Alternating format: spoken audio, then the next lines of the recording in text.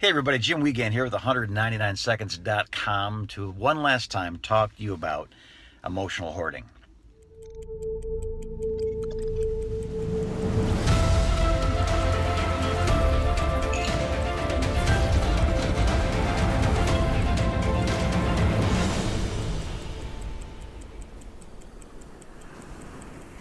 So today I'm going to share with you a very personal story about the power of forgiveness. And it starts a long time ago, decades ago. My father and I were separated from each other because of divorce when I was just in first grade, second grade.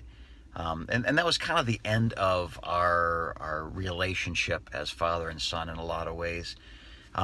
He had custody on the weekends. It seemed like I always found a way not to have to go. A negative man, not unkind, not cruel, not abusive. Just we didn't see eye to eye on most things, and we just didn't care for each other. I guess if that's the nicest way to say that, we didn't scream at each other ever. We never threw fists at each other ever. There's just an ongoing coldness, an ongoing not understanding of each other's hearts and souls, and just we didn't care for each other. And much later on in life, my father developed Alzheimer's, and that started an interesting adventure in our relationship, because part of the reason we didn't get along was because of all the painful things that had happened to my dad, the divorce, me becoming a Christian, him being an atheist, things that separated us. And he always had an account of things that should have been done that weren't, or shouldn't have been done and were. And even in his last days of life, I would go to see him and he'd say, "We haven't been to see me in a long time." It's like, "You have Alzheimer's. You don't know what you just had for breakfast." But in his mind, I was always disappointing to him. And that can be hard for a son. You want the blessing of your dad, and he wants the affection and love of his son. And it just never happened. But as the Alzheimer's took away his memories, something fascinating began to happen. He became nicer, even though he didn't know at the end who he was or where he was.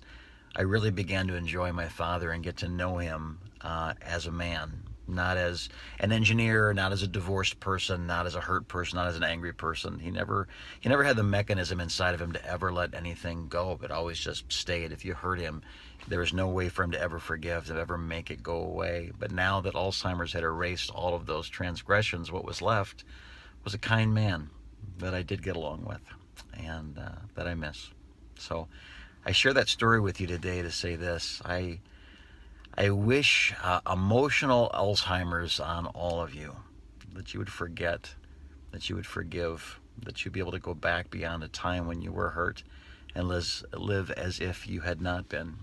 I wish for you that you would set captives free, beginning with yourself and then going to those who've harmed you. In the end, we had a relationship that never could have existed had he not forgotten, had he not somehow horribly, tragically, medically forgotten, forgiven those things. But he did. And there's a power in letting go of your past. And I encourage you today, think about it. What needs a good dose of Alzheimer's? What just isn't worth holding on to anymore? There are relationships that are waiting for you. And I encourage you to go with a clean heart, clean history, and pursue those things today as someone who has forgiven and forgotten. We'll talk to you again soon.